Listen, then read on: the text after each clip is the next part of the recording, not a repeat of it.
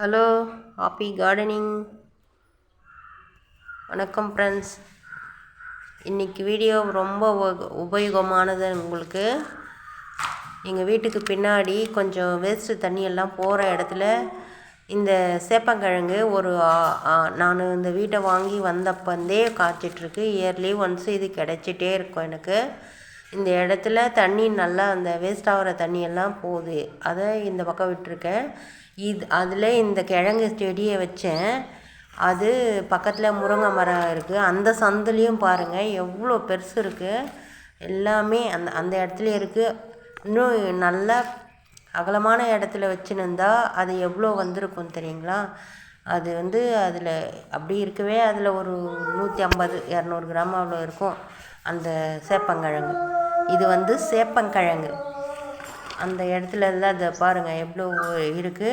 மொத்தமாக சேர்த்து ஒரு அரை கிலோவுக்கு மிச்சமாக கிடச்சிருக்கும். இன்றைக்கி நம்ம வீட்டு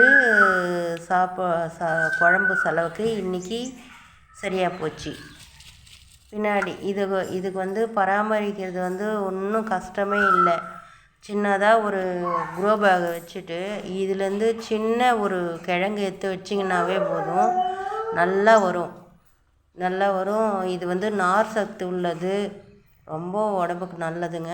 இதை நீங்கள் வீட்டிலே க்ரோ பேக்லேயே வச்சு நீங்கள் வளர்த்து நம்ம தேவைக்கு யூஸ் பண்ணிக்கலாம். பாருங்கள், இப்போ இப்படி எடுத்துட்டோம்னா நம்ம எடுத்து அதை கழுவி எடுத்து யூஸ் பண்ணிக்கலாம். அதுக்கப்புறம் அந்த கிழங்குகளெல்லாம் பிரித்து எடுத்து போட்டு செஞ்சுக்கோங்க. அது அந்த சேப்பங்கிழங்கோட கீரை அது உடம்புக்கு அவ்வளோ ஹெல்த் பெனிஃபிட்டு. அந்த கீரையை எடுத்து பருப்பு போட்டு கடைஞ்சி, பருப்பு பச்சை மிளகாலாம் போட்டு கடைஞ்சி சாப்பிட்டோம்னா அவ்வளோ ஒரு டேஸ்ட்டாக இருக்கும் அந்த கீரை. நீங்கள் அந்த கீரை கூட யூஸ் ஆகும் ஃப்ரெண்ட்ஸ். கீரை, இலை, தழை எல்லாமே யூஸ் ஆகும். நீங்கள் இது மாதிரி இவ்வளோ இருக்குது பாருங்கள் ஃப்ரெண்ட்ஸ். இது வரைக்குமே இன்னும் வேறு ஒரு இடத்துல கட் பண்ணி எடுத்துன்னு வந்து வச்சுருக்கேன். ஆல்ரெடி அது இருக்குது பாருங்கள். இப்போ கட் பண்ணது இது, இன்னொரு இடத்துல கட் பண்ணது இந்தாண்டி வச்சுருக்கேன், காட்டுவோம் பாருங்கள். அது அவ்வளோவும் இருந்தது. அதையும் எடுத்துன்னு வந்தேன், இதையும் எடுத்துன்னு வந்து ரெண்டும் சேர்த்து 3/4 கிலோ காய் இருக்கும் இன்றைக்கி. நீங்கள் இதையெல்லாம் பறிச்சுட்டு இந்த கிழங்கை தனியாக எடுத்து பறிச்சுக்கோங்க. அதை தனியாக எடுத்து வச்சுட்டு நீங்கள் அந்த செடியை அப்படியே திரும்பவும் எடுத்துன்னு போயிட்டு அந்த தாய் கிழங்கு இருக்குது பெருசாக, அதை மட்டும் எடுத்து போட்டுறாதீங்க. அதை அப்படியே எடுத்துன்னு போய் இன்னொரு முறை நட்டுட்டிங்கன்னா பக்க கிளைகள் அது வேரெல்லாம் அப்படியே அந்த வேரெல்லாம் அப்படியே ஒரு திரும்பவும் கிழங்கு வைக்க தொடங்கும். அதனால் நீங்கள் திரும்பவும் எடுத்துன்னு போயிட்டு நீங்கள் நடலாம். அதை நட்டு பக்கமாக கிளைக்கு நிறைய பிரான்ச் இந்த மாதிரி காய் வைக்கும் வேர்லேயே. இது உடம்புக்கு அத்தனையே நல்லது ஃப்ரெண்ட்ஸ். இது மாதிரி நீங்கள் செய்யுங்க. நீங்கள் எப்போவுமே நான் ஃபுல் வீடியோவில் எல்லாமே பார்ப்பேன், போடுவேன். ஷார்ட்ஸில் சிம்பிளாக தான் போடுவேன். உங்களுக்கு விரிவாக்கெல்லாம் எதுவும் தெரியாது. ஃபுல் வீடியோவும் பாருங்கள் ஃப்ரெண்ட்ஸ். Thank you friends. எனக்கு 1000 சப்ஸ்கிரைபருக்கு மேலே வந்துட்டீங்க. ரொம்ப நன்றி. உங்களால் தான் நான் இந்த அளவுக்கு வந்திருக்கேன். நான் உங்களுக்கு பெரிய நன்றி சொல்கிறேன். இது எல்லாமே நான் வேறு ஒரு இடத்துல வச்சது, அந்த இடத்துலையே பக்கத்தில் வச்சுருந்தேன். இப்போ இதை எடுத்து நான் நடுறதுக்கு அந்த கிளைங்களெல்லாம் பக்கத்தில் அது இருக்குது பாருங்கள், அதெல்லாம் பிரித்து எடுத்துகிட்டு இதையும் ஒரு செடியில் க்ரோ பேக்கில் வைக்கிறதுக்கு நல்லா யூஸாக இருக்கும். இது அந்த பக்கத்தில் இருக்கிற கிழங்குங்களெல்லாம் கட் பண்ணி எடுத்துட்டு அந்த நல்லா வேர் இருக்கிறதையா நீங்கள் எடுத்துன்னு போய் வச்சிங்க, இன்னும் சீக்கிரமாக தளிவிடும், பிரான்ச் வரும், காய் வைக்கும். அதுக்கு நீங்கள் எந்த பராமரிப்புமே தேவையில்லை. நான் எதுவுமே பராமரிக்காமலே இவ்வளோ வந்திருக்கு. அது ரெண்டும் சேர்ந்து இவ்வளோ வந்திருக்கு. நீங்கள் சேர்த்து வச்சு மொத்தமாக பண்ணுறத பார்த்துக்கோங்க ஃப்ரெண்ட்ஸ். நீங்கள் கொஞ்சம் கொஞ்சமாக யூஸ் பண்ணி நம்ம தேவைக்கு. இப்போ நான் பெரிய குடும்பமாக இருந்தால் இப்போ அந்த 2 இடத்துலையே விளைஞ்சது 3/4 கிலோவுக்கு இருக்கும். அது யூஸ் சரியாக போயிடும். சின்ன குடும்பம்னா ஒரு 1/4 கிலோவே வச்சு நம்ம குடும்பத்தை நடத்திக்கலாம். அந்த மாதிரி வெரைட்டிஸாக நான் இன்னும் வாங்கி வச்சுருக்கேன். அதையும் போட்டு வேறு ஒரு செடிங்கெல்லாம் வாங்கி போட்டிருக்கேன் நான். அதெல்லாம் சேர்த்து வச்சு வெரைட்டிஸாக போட்டோம்னா காய் நம்ம வெளியே வாங்காமலே இருக்கலாம். இந்த ஆர்கானிக்காக நம்ம விளைய வச்சு சாப்பிட்றது அவ்வளோவும் நல்லது. இந்த கெமிக்கல் உரம் போட்டு நம்ம சாப்பிட்டு நமக்கு அது உடம்புல ஊறி பல பிரச்சனைகளை தரும் நமக்கு. அதனால தான் சுகரு அது இதுன்னு வரும். நம்ம இது எந்த உரமும் போடாத வர்றது. இது போல் ஒரு காய்கறி உணவு நமக்கு எதுவுமே கிடைக்காது. நீங்கள் இது மாதிரி பயிர் வச்சு நீங்கள் உங்கள் வீட்டில் குரோபல் வச்சு செஞ்சு நீங்கள் பயனடைங்க ஃப்ரெண்ட்ஸ். வீட்டில் ஒர்க்கெல்லாம் முடிச்சுட்டு நம்ம சும்மா இருந்தோம்னா இது போல் ஒரு செடி வச்சு நம்ம செஞ்சு எல்லாம் பண்ணோம்னா நமக்கு சந்தோஷம் தானே. இது மாதிரி செய்யணும். அது இருக்குது பாருங்கள். அந்த வேர் எடுத்துகிட்டு போய் அப்படியே நட பாருங்கள்.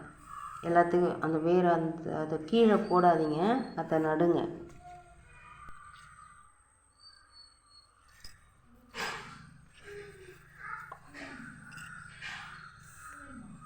இது ஒரு இடத்துல கிடைச்சிது. இது வரைக்கும் ஒரு இடத்துல ஃபஸ்ட்டே வந்தது பாருங்கள். அது ஒரு இடத்துல 2 இடத்துல சேர்த்து 3/4 கிலோ வந்திருக்கு ஃப்ரெண்ட்ஸ். இப்போ இது வச்சுக்கிறது எடுத்துன்னு போய் நடவை செய்யுங்க. இது நம்ம சமைச்சி சாப்பிட்றதுக்கு வச்சுக்கோங்க. அதுவும் வேரெல்லாம் வந்திருக்கு பார்த்தீங்களா. அதை நம்ம யூஸ்க்கு வச்சுக்கலாம். செடி வர வைக்கிறதுக்கு அது வச்சுக்கலாம்.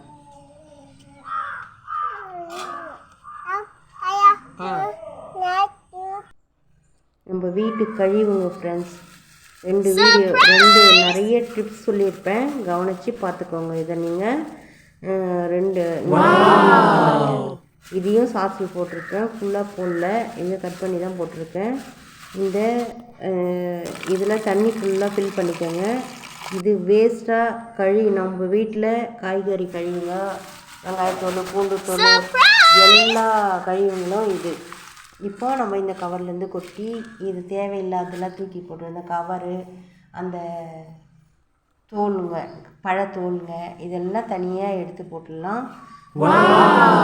தனியாக எடுத்து போட்டுடலாம். முட்டை அதோடு சேர்க்கக்கூடாது. தனியாக எடுத்து போட்டுட்டோம்னா அது தனியாக பண்ணிக்கலாம். இதை எடுத்து இதில் கொட்டி நம்ம போட்டு ஊற வச்சிடணும். நம்மளால் முடிஞ்ச அளவுக்கு ஒரு 3 days கூட ஊற வச்சிங்கன்னா நல்ல ரிசல்ட்டு கொடுக்கும். நல்லா க்ரோத் வரும். செடி நல்லா பூ காயெல்லாம் நமக்கு கிடைக்கும். இது ஃபுல்லாக அந்த தோல் ஒன்று கூட வைக்காதீங்க. நான் போட்டாலும் அந்த தோல் எடுத்து போட்டுருவேன்.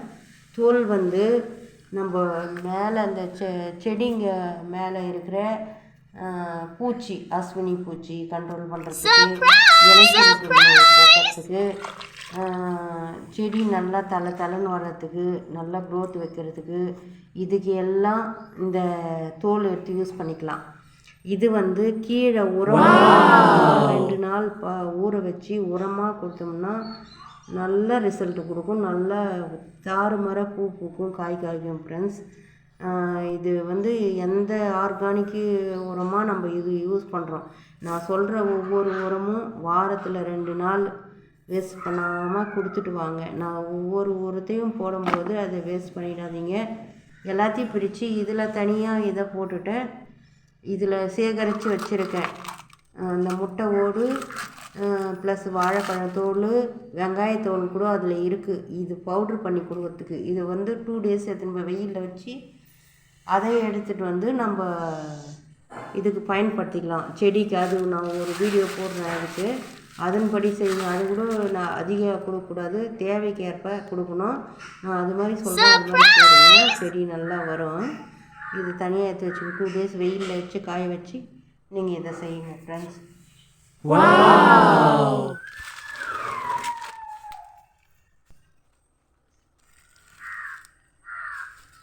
இவ்வளோதான். இதை இப்படி எடுத்து வச்சுருங்க. ஒரு 3 daysக்கு அப்படியே எடுத்து ஊற வச்சு எடுத்து தனியாக எடுத்து வச்சுருங்க. தனியாக எடுத்து அந்த தண்ணியை மட்டும்தான் எடுத்து, அதுக்கடுத்து இந்த மீதி இருக்கிறத நான் என்ன பண்ணணும்னு சொல்கிறேன். அது மாதிரி செஞ்சிங்கன்னா மீதி இருக்கிறது கூட வேஸ்ட் இல்லாமல் நம்ம பயன்படுத்திக்கலாம்.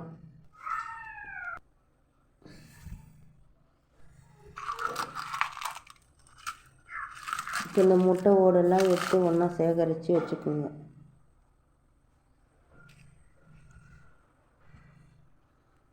இது 2 நாள் 2 நாள் வெயிலில் உணர்த்தி எடுத்து பொடி பண்ணி அதை கரெக்டாக டைலேட் பண்ணி எடுத்து நம்ம கொடுக்கணும் செடிங்களுக்கு. அதை எடுத்து கொடுத்தோம்னா அதை கொடுக்குற மாதிரி கொடுத்தோம்னா நல்லா பூ பூக்கும். ரோஸ் செடிங்களுக்கு அத்தனையும் நல்ல உரம் ஃப்ரெண்ட்ஸ். இது கம்பல்சரி ரோஸ் செடிங்களுக்கு உரமாக கொடுக்கலாம்.